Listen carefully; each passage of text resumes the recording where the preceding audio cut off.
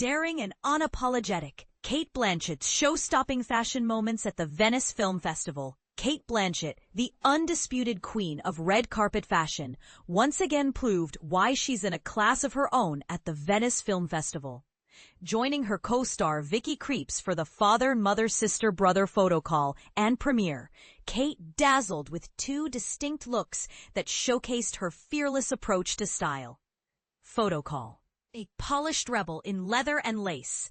For the photocall, Cate opted for a bold Louis Vuitton Resort 2026 ensemble. But with her own unique twist, she donned a leather gilet adorned with metallic plates and studs, paired with sleek, black pleated trousers and leather pumps.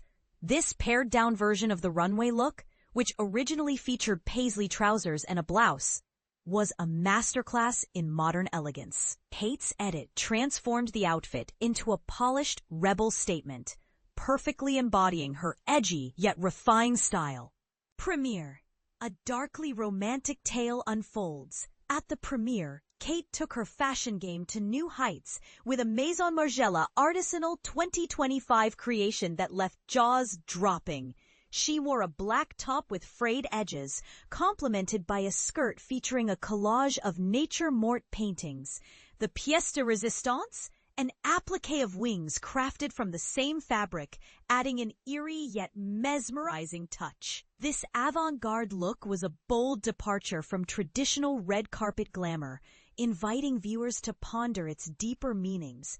Cate's willingness to push boundaries and embrace the unconventional is what sets her apart as a true fashion icon.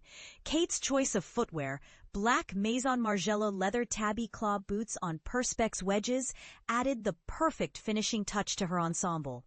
Her ability to seamlessly blend drama, glamour, and avant-garde fashion is nothing short of remarkable. So, what do you think of Cate Blanchett's bold fashion choices at the Venice Film Festival?